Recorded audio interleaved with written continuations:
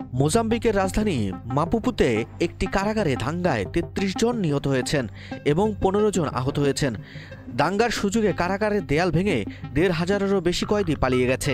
বুধবার ২৫শে ডিসেম্বর এক সংবাদ সম্মেলনে দেশটির পুলিশ প্রধান বার্নার্ডিনো রাফায়েল এই তথ্য জানিয়েছেন। আনাতুলু এজেন্সির এক প্রতিবেদনে এই খবর জানিয়েছে। দেশটির police general commander Bernardino Rafael বুধবার বলেছেন, অক্টোবরের বিতর্কিত নির্বাচনের বিরুদ্ধে বিরোধীদের বিক্ষোভ অব্যাহত রয়েছে।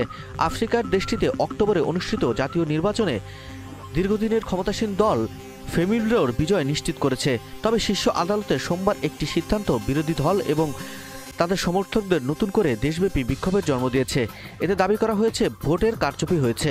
আর রাজনৈতিক এই অস্থিরতার সুযোগ নিয়েই কারাগারের দেয়াল ভেঙে পালিয়ে যায় কয়েদিরা। তবে পলাতকদের মধ্যে প্রায় ১৫০ জনকে আবারও গ্রেফতার করা হয়েছে বলে জানিয়েছে পুলিশ প্রধান। পর্তুগালের কাছ থেকে স্বাধীনতা লাভের পর ১৯৭৫ সাল থেকে ক্ষমতায় আছে ফেমিলডো। অক্টোবরে অনুষ্ঠিত জাতীয় নির্বাচনে ফেমিলডো পার্লামেন্টে ২৫০টি আসনের মধ্যে ১৯৫টি আসন জিতেছে। বিরোধী ভ্যানান্সিও মন্ডলেবের দল পেয়েছে ৩১টি আসন, আর রেমান্ডোর দল পেয়েছে ২০টি আসন। ফেমিলডো সব প্রাদেশিক নির্বাচনেও জয়লাভ করেছে। নির্বাচনের ফলাফল ঘোষণার পর বেশ কয়েকটি শহরে সহিংস বিক্ষোভ হয়েছে। বহু মানুষ নিহত হয়েছেন। বেশ কিছু এলাকায় পুলিশ মোতায়েন রয়েছে। এই সহিংসতার সর্বশেষ খবর কারাগারে দাঙ্গা।